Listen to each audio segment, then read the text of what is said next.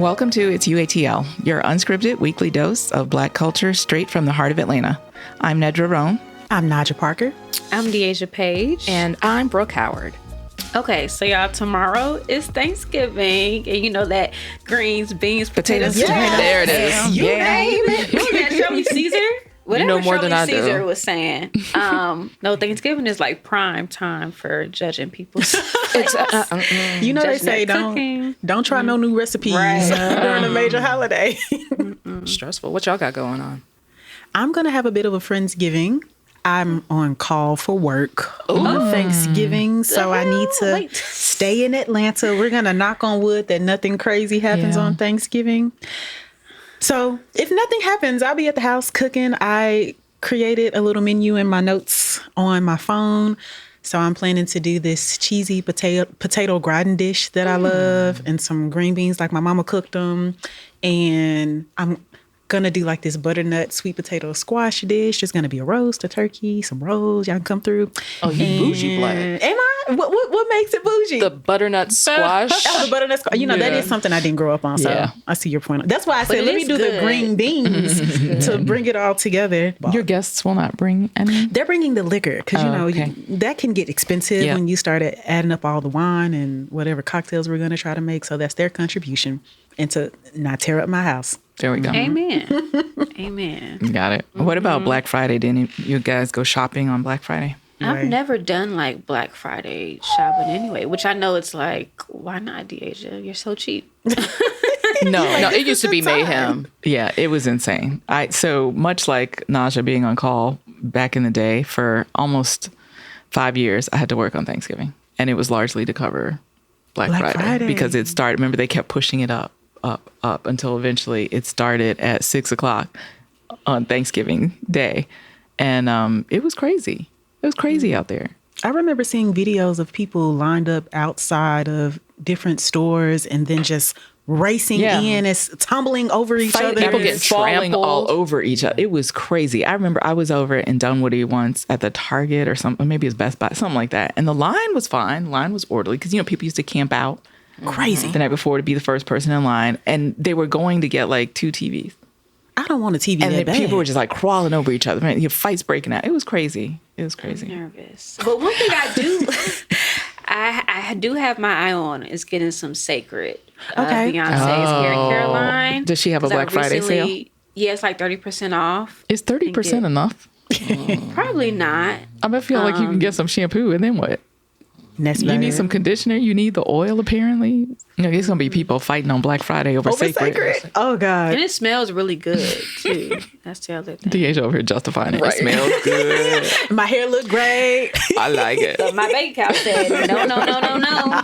That Destiny Child song, no. Well, I hope no matter what everybody is doing that you're eating real good. And speaking of food, we just went on a food journey with our AJC colleague, Henry Hollis, who's our dining editor. And we wanted to try out the Red Room Bistro, which is owned by Carly Red, one of the stars of Love and Hip Hop Atlanta. And she's just one of the many celebrities in Atlanta who are entering the restaurant business. So I would love to hear about y'all's experience. Nedra and I went together, and then Deasia and Brooke went together.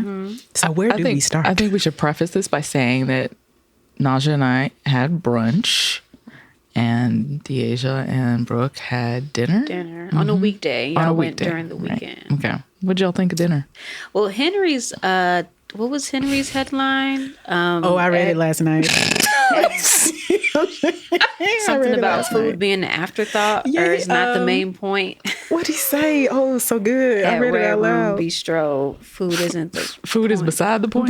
Food is beside the point. That was the headline. Something like that. point. So, I think that was, pretty sums it up. accurate. We had good drinks. I remember that. Okay, thank you. There's Thanks. consensus on that. Yeah, I The had drinks a were great. mimosa. I think you had an espresso martini. Yes. Those were great. Yeah. I tasted both of those. Yeah. The grits I had were tasty. Yeah. They were flavored very well.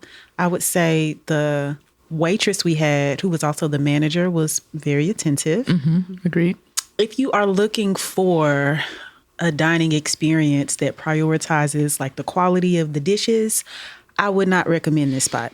If you are looking to catch a vibe, which Atlanta is known for, perhaps you might like it because, as Henry's review stated, it gives a lounge feel. And I think that is true, especially given like the furniture, the red velvet lounge chairs. Like it has that kind of nighttime vibe to it. So it depends on what you're going for. Now, when I'm dining, I'm not typically going for like a loungy vibe. I want to have a good meal that I can't make at the house. So this isn't the place I would go for that. Yeah. So it's got us thinking, like, why do celebrities even do this? Why even go into the restaurant business? Cash grab. Yeah. Is it that profitable? I don't think restaurants generate a huge profit. I don't. I think for celebrities, it can be exactly what we're talking about, is creating part of a brand or extending part of a brand, giving a certain vibe. I'm trying to think of the other restaurants. Candy Birds. Yeah, Candy has one, right. Quavo, 2 Chainz, Ludacris. Anybody you can name. Yeah. Hold on, what is the name of 2 Chainz' restaurant? Is it Escobar? Escobar Feels right. Castleberry Hills? Yes. Mm-hmm. Yeah, so it's a lot of celebrities out here going into the business, and they vary in terms of success because some of the restaurants, they start off strong, but they end up having to close their business. I'm thinking about Candy Burris' restaurant. She started out with 2 of them, one in Kemp Creek and one in downtown, and there's only one that's left. Oh, I didn't know. Yeah. But I will say for reality TV stars, I think you have the other incentive. If you have the restaurant, you have the other incentive of like having a place to film. A filming scenes. location. Yeah, so you have to like go through all the guardrails of like getting approval. That's true. So yeah, for Candy, like obviously I'm a RHOA, Real Housewives of Atlanta connoisseur. So yeah, there's been many scenes filmed in OOG, and then also I think there are 2 other Love and Hip Hop Atlanta stars that also have restaurants in Atlanta, and they've also filmed there. Like Kirk and Rashida have a restaurant, and then Yandy and Mendices have a restaurant too. And I've seen scenes filmed in those places, so I think that's another. Yeah. And again, it depends on what you're going for. Like, are you going for quality food? Are you going for a vibe? Are you going to be seen? I think to see or be seen. To see or be seen. I think these places, no matter why they are here, have their purpose. You just got to find where you fit in at. Well, good luck to them and their food endeavors. But now we're switching over to a spicier topic for our main segment, and it's all about how women should learn to center themselves in romantic relationships. So to help us with this, Nedra and I had a convo with Mandii B, podcast co-host of the hit show Decisions, which used to be called Horrible Decisions, spelled like WHORRIBLE. Very catchy. She hosts a show with her longtime friend, Wheezy WTF, and their show is all about sex, romance, and feeling comfortable as a woman to talk openly about their desires in the bedroom and beyond. Mandii recently moved to Atlanta from New York and is co-hosting the weekend radio show Off the Clock on Hot 107.9. She also has a new book called No Holds Barred, a dual manifesto of sexual exploration and power that she co-wrote with Wheezy, so make sure to check that out. And trigger warning, we do discuss sexual assault in this combo. But what's up, Mandii? Thank you so much for being on the show. Thank you for having me. Thanks for being here. Let's go ahead and preface. If you have children around, you may want them to put on some headphones. This could be an HR issue, whatever you want to remove, just feel free to. Well, let's start from the very beginning. So you used to be a tax accountant. Yes, I was. Boy, was accounting not fun. Anyone who meets me too, personalities you don't think accountants would have.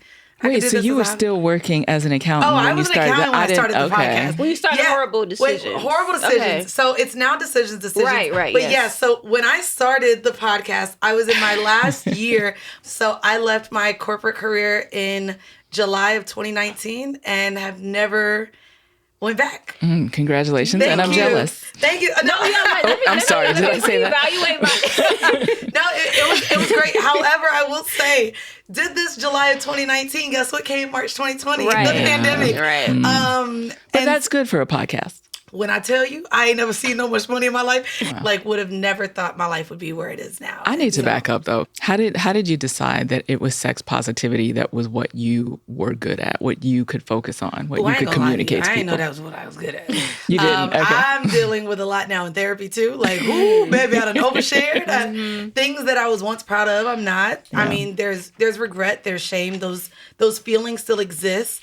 I don't think I realized the movement that was being created until we actually got to meet our fans. So you were just talking about your life. Oh, I was just talking about our life. I'm like, girl, this last weekend I did this and got flued out here and was with this person and when we started meeting our fans in person, it resonated with them in a way I did not know I was doing. It was like, you know, these conversations weren't had with my mom. You helped me heal from an abusive relationship. You helped me and my husband in our marriage. You helped me find my sexual identity.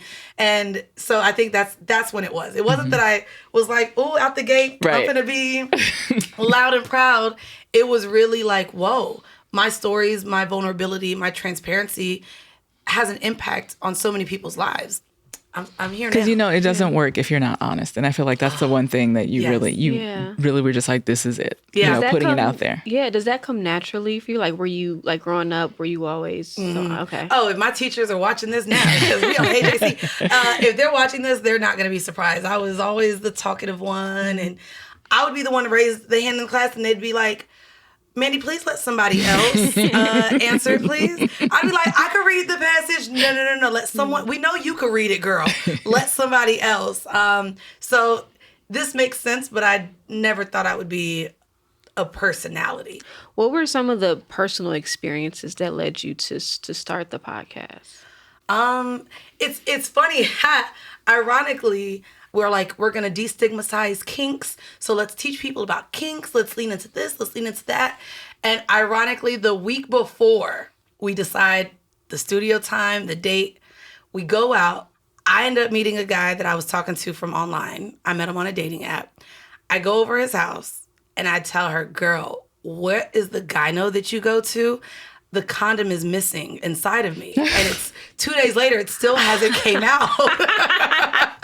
And so literally our first kind of bonding outing together was her taking me to her gyno, the free gyno in Midtown to remove this condom out of my vagina. So if you go and start Horrible Decisions from episode 1 is titled Missing Condom. Wow. If ever I do write a script or a film and there's anything around sex, that is going in my script too. Yeah. It is.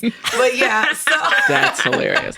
I think it's important for us to make sure that everyone listening understands what sex positivity means. Mm-hmm. So can you give us a definition and then tell us a little bit about how that definition has changed for you? It's so, honestly, I will say that it is going to be different for everybody. Honestly, the way that we could just sit here and talk about something that otherwise would be somewhat traumatizing for some people, we were able to laugh.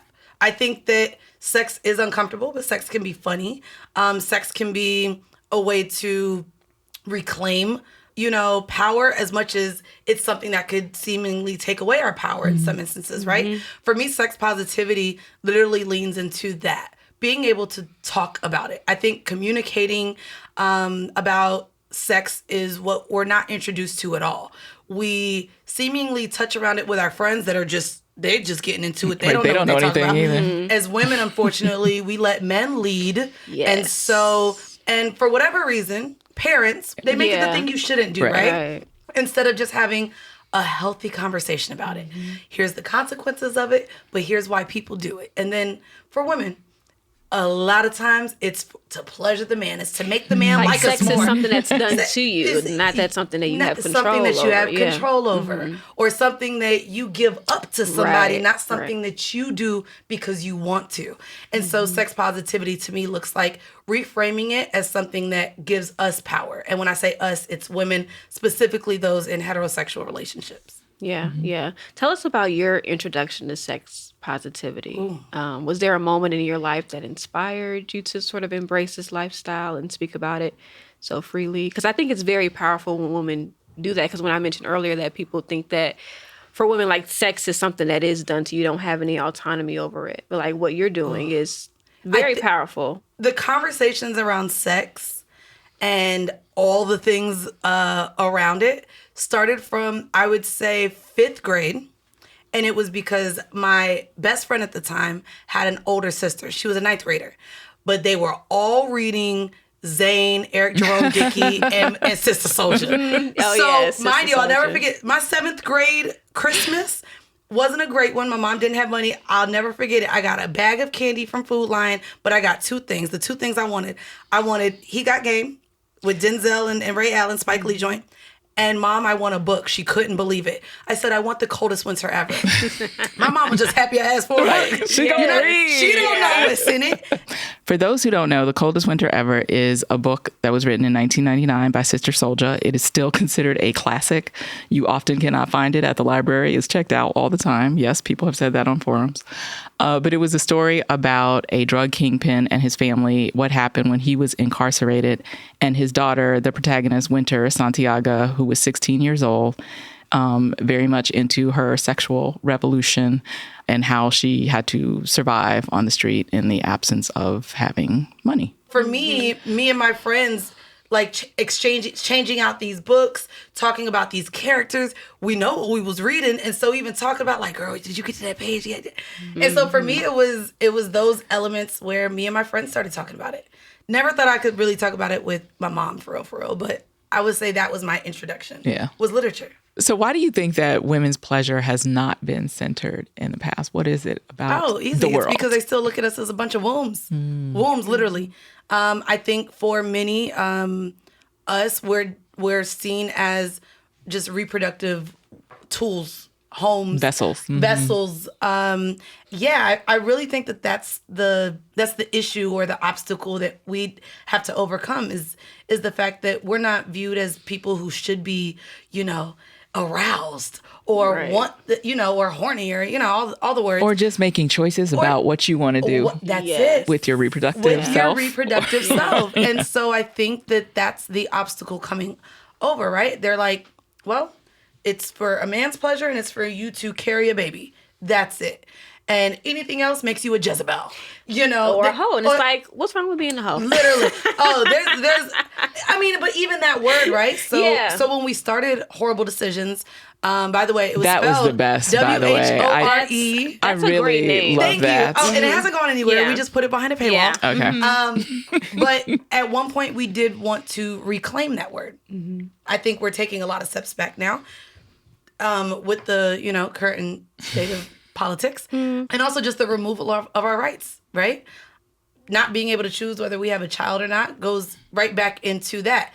We're just supposed to be these vessels. There was just the woman, oh my God, R.I.P. here in Georgia, that they kept her alive just so that she can continue carrying a baby. And so I think that's what we still have to overcome. And I think until we get there, that's where we still have to fight.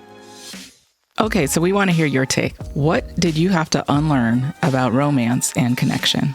Use your phone's voice recorder to send us a response on Instagram at It's UATL or email us at uatl@ajc.com. And don't forget to add your name, your age, and where you're from. All right, y'all. So it's time to take a break, but we'll be right back. When it comes to especially like women of color, like what misconceptions do you think people still have about sex positivity? Because I think with Black women, like we're always placed in a box. And if you're like outside of that box, you're deemed as, what you said earlier, Jezebel, hope. So I'm like, I like. Also, I feel like Black people in general can be a little more conservative sexually. No, you just said, okay. No. I was about to say, a lot of the time it's us. It's our own peers.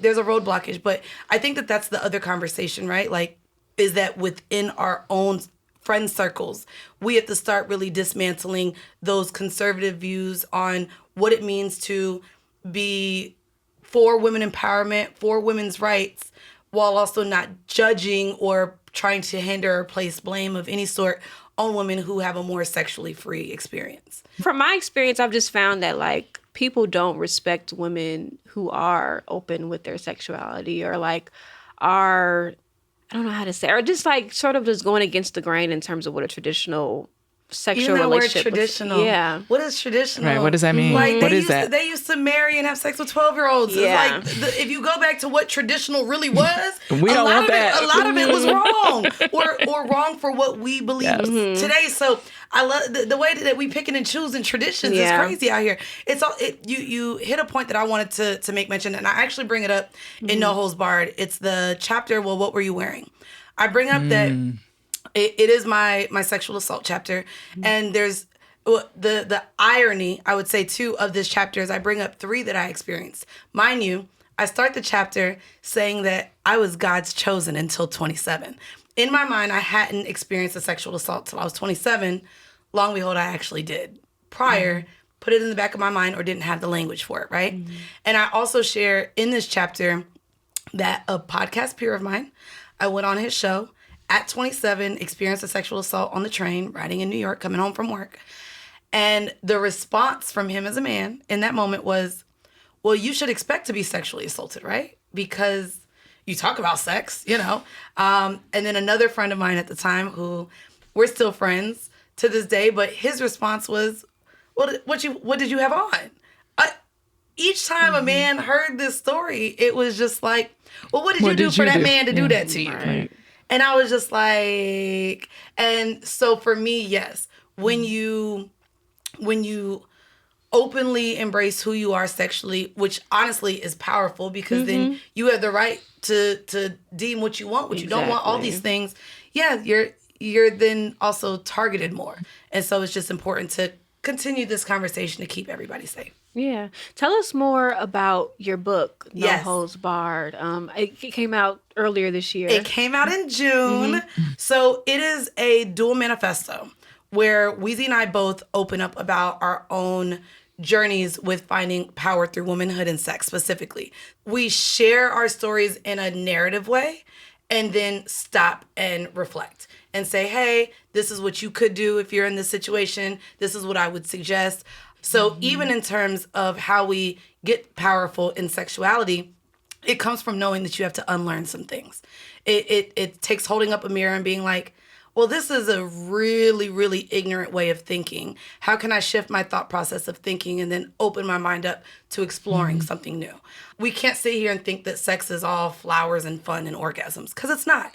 It is real. It is psychological. It is impactful. It does shift who we are as humans as well, because we're letting other people have pieces of us, right? And so that's what we talk about in the book, in a way that hopefully by the end you see yourself, whether you've done any of this or not. Some story in here, you will see yourself, and by the end, we pretty much just hope that each woman knows how to stand more firm and have power over their own autonomy. Yeah. You talked in the book also about your tendency to be a people pleaser. And I think that's something that a lot of women deal with. Tell us a little bit about how you unlearned that. How did you get past that? Oh, so I talk about being a people pleaser, but also I was very, I won't say delusional or blinded, but I ignored the insecurities within myself, right? So for a lot of my early adolescence and early adulthood, my validation came from men wanting me. And I think a lot of women, they feel more beautiful when they get attention. They feel more beautiful if a man wants to sleep with them. They feel desired. And so I think that my lens of my self-worth came from desirability of men.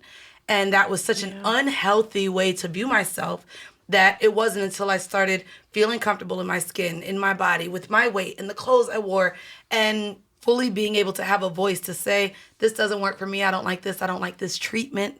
I don't like the bare minimum. I won't accept the crumbs.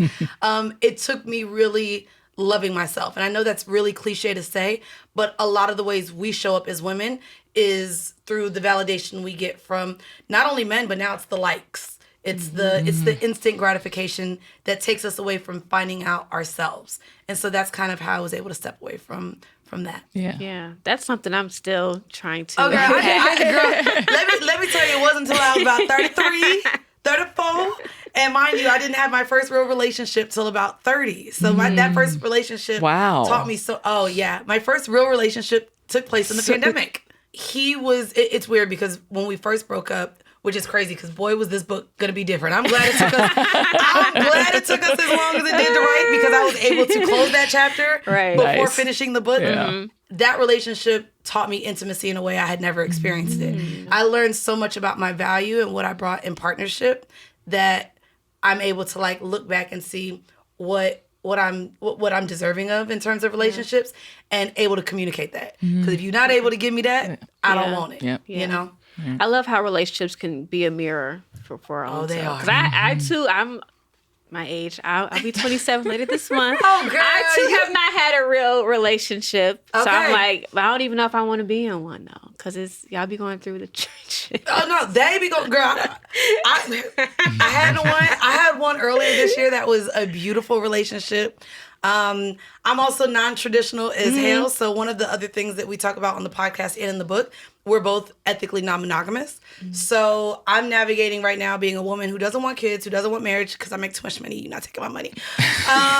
That part. And being able to show up and even teach men what partnership can look like where I don't have those traditional milestones.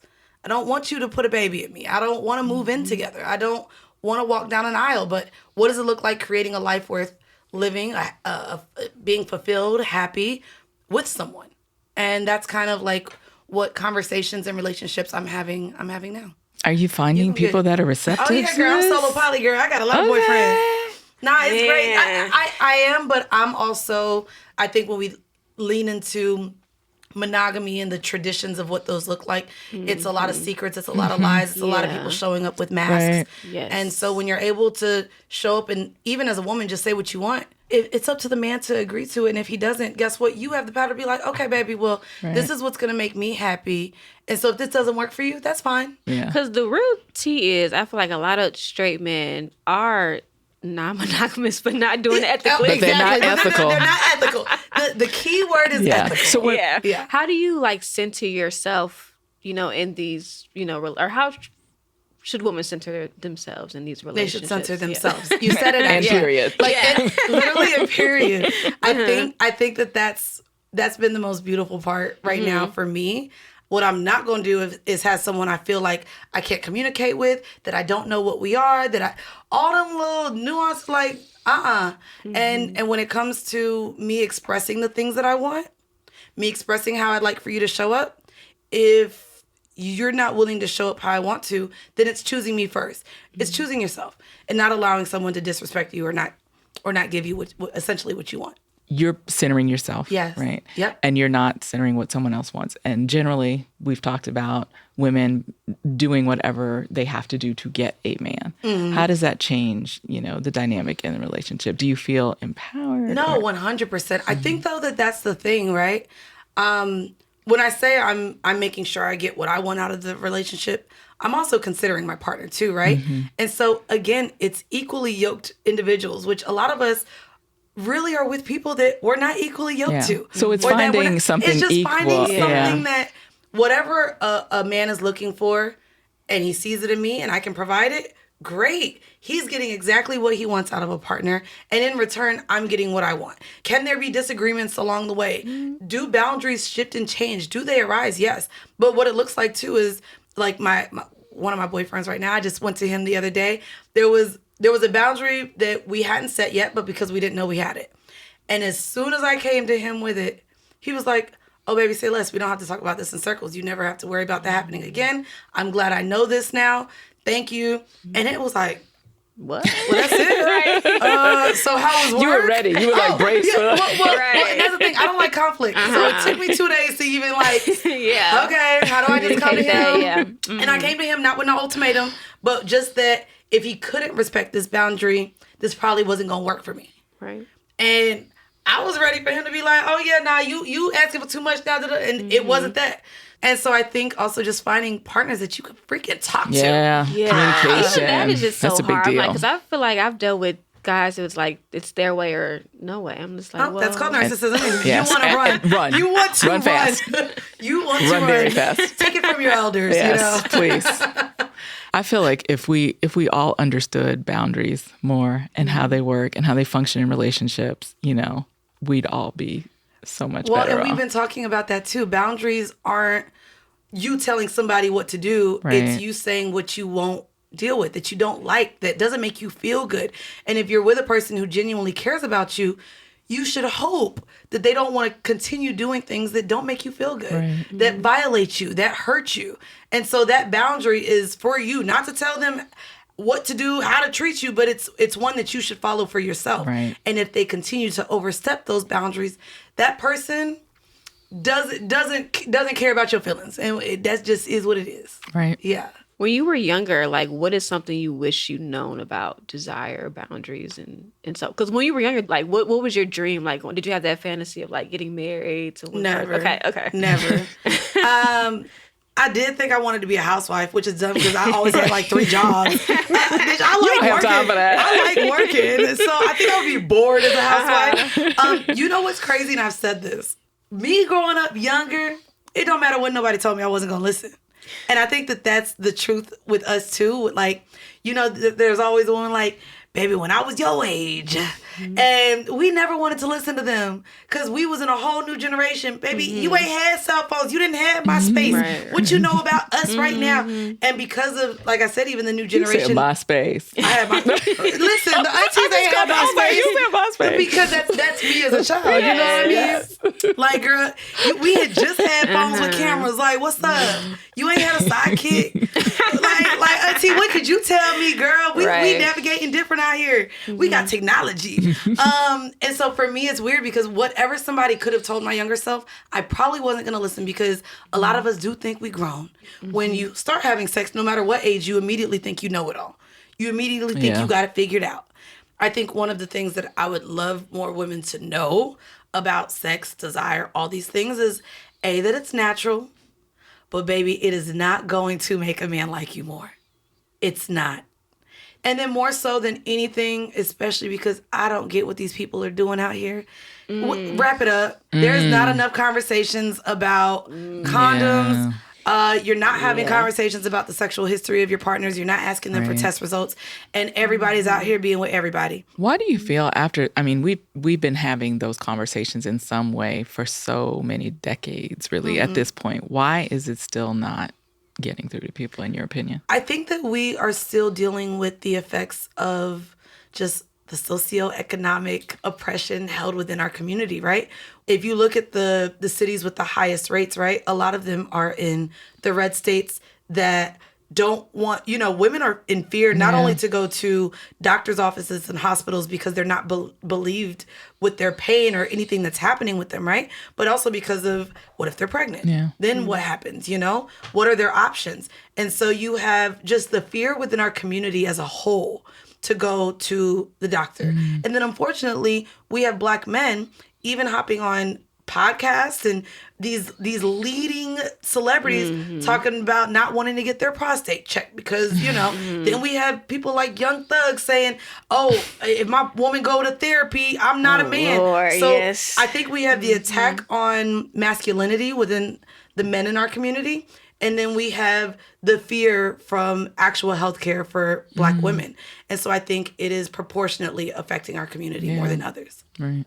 One of the things that I have written about a lot in the past is dating in Atlanta. And it always generates a lot of conversation, let's say.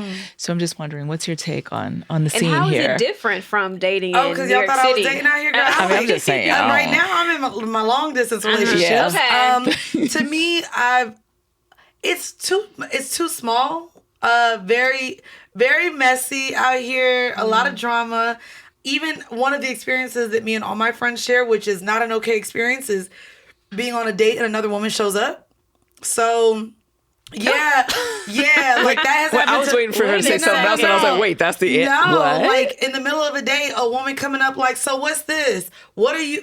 It's literally, I went and met a guy, our very first time meeting, and she like shared her location and she was on her way to him. And I was like, oh, I won't be here to see her. Nice meeting you, but like, no, this is weird. No, I've dealt with that. Yeah, see, I've dealt with somebody who had a girlfriend, I didn't know it. So yeah. Well, try this. My friend was dating a whole guy who swore he lived in New York. Oh, no. Come to find out, a year and a half later, he lived 40 minutes away with his wife. Oh.